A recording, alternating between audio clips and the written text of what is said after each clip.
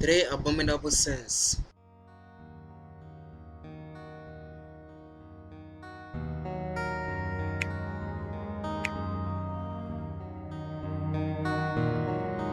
Number 3. Necromancy. The Bible tells us that demons are fallen angels that were cast out of heaven when they rebelled against God. The main goal of demons is to draw people away from God through their activities. Necromancy is considered one of the ways through which they work.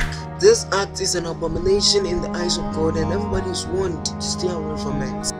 Leviticus 20 verse 6, if a person turns to mediums and necromancers, following after them, I will set my face against that person and cut him off from among his people.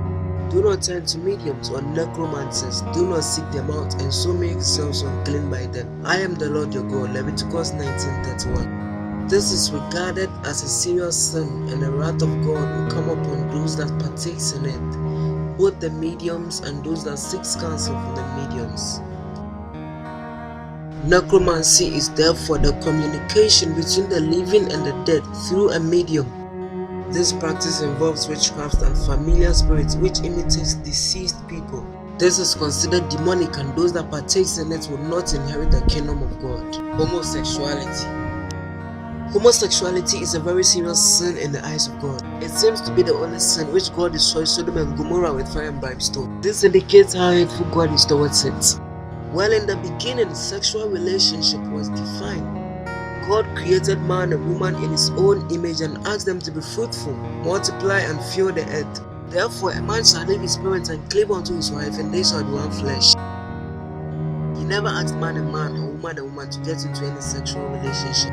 So anyone who practices it breaks what God defined as sexual relationship in the beginning, hence committing an abominable sin in the eyes of God. There is this misconception that homosexuality is natural, that is, one can be born with it. God will never create someone with something he strongly detests. To gain some kind of interest, and it depends on the things you follow on the internet, influence on friends and family, support from religious and world leaders, and pastors failing to address it in order to create awareness on how evil it is. It is sad to see gospel musicians and pastors of high profile fear to speak against it. This is because they fear to lose their congregation, fans and friends who might also be in the act. As a pastor or a gospel artist, your duty is to preach and let people know they are sinners. Do not just sugarcoat the Bible and let sinners feel special in their sins. Idolatry. Idolatry is considered one of the abominable sins in the Bible. It is a sin that dishonors God. The Bible forbids us from getting ourselves engaged in it because it makes God jealous. This is therefore anything that takes the place of God in our lives.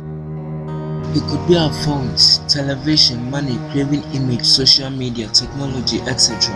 As Christians, nothing else should take the place of God in our lives.